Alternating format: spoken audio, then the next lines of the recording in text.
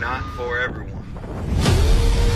It's all fun and games and jokes on social media. But this shit is dangerous.